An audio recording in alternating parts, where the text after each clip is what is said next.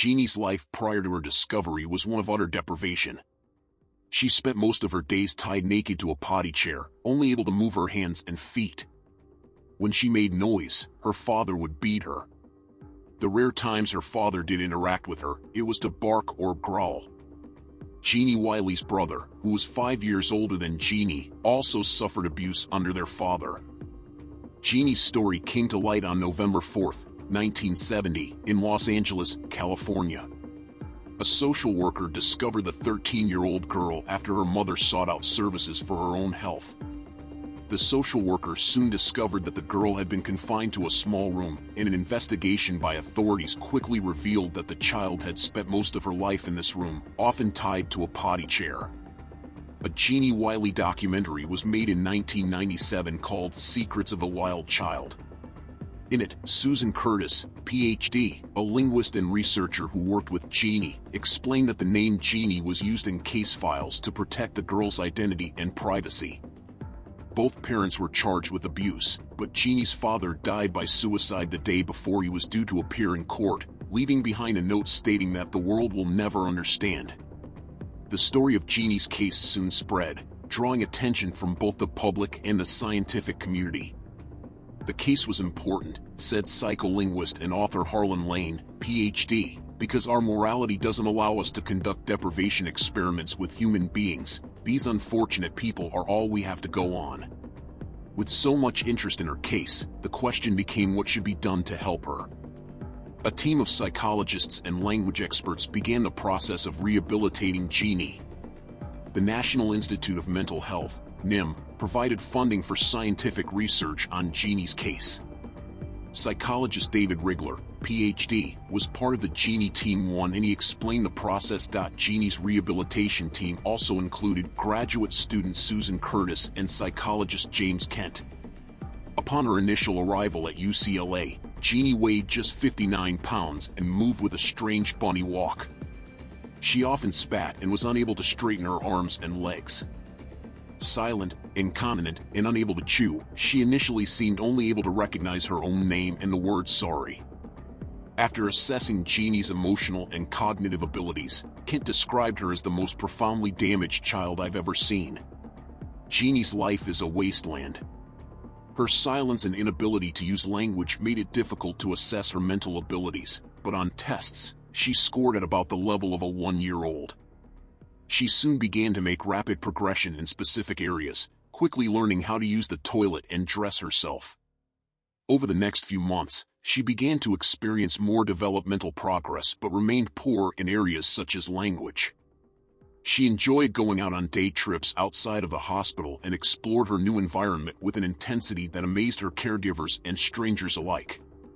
Curtis suggested that Genie had a strong ability to communicate non-verbally, often receiving gifts from total strangers who seemed to understand the young girl's powerful need to explore the world around her. Psychiatrist Jay Shirley, M.D., helped assess Genie after she was first discovered, and he noted that since situations like hers were so rare, she quickly became the center of a battle between the researchers involved in her case. Arguments over the research and the course of her treatment soon erupted. Genie occasionally spent the night at the home of Jean Butler, one of her teachers. After an outbreak of measles, Genie was quarantined at her teacher's home. Butler soon became protective and began restricting access to Genie. Other members of the team felt that Butler's goal was to become famous from the case, at one point claiming that Butler had called herself the next Anne Sullivan, the teacher famous for helping Helen Keller learn to communicate. Eventually, Genie was removed from Butler's care and went to live in the home of psychologist David Rigler, where she remained for the next 4 years. Despite some difficulties, she appeared to do well in the Rigler household. She enjoyed listening to classical music on the piano and loved to draw, often finding it easier to communicate through drawing than through other methods. NIM withdrew funding in 1974 due to the lack of scientific findings.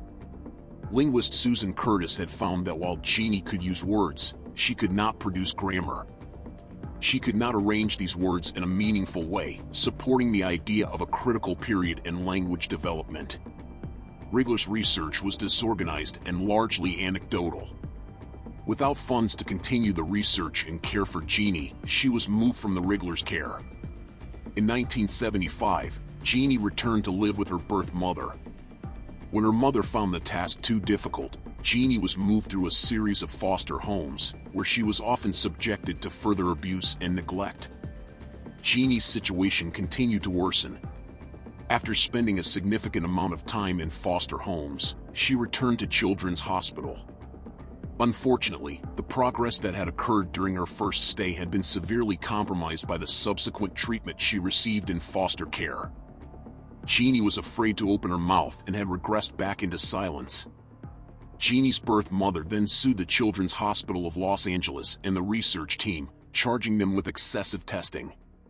While the lawsuit was eventually settled, it raised important questions about the treatment and care of Genie. Did the research interfere with the girl's therapeutic treatment? Psychiatrist Jay Shirley visited her on her 27th and 29th birthdays and characterized her as largely silent, depressed, and chronically institutionalized. Little is known about Genie's present condition, although an anonymous individual hired a private investigator to track her down in 2000 and described her as happy. But this contrasts with other reports. Of course, Genie's case is not so simple. Not only did she miss the critical period for learning language, but she was also horrifically abused. She was malnourished and deprived of cognitive stimulation for most of her childhood. Researchers were also never able to fully determine if Genie had any pre-existing cognitive deficits. As an infant, a pediatrician had identified her as having some type of mental delay.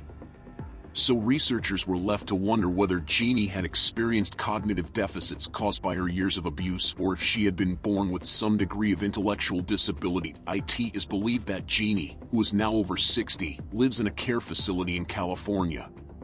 Attempts by journalists to learn more about her whereabouts and current condition have been denied by authorities due to confidentiality rules.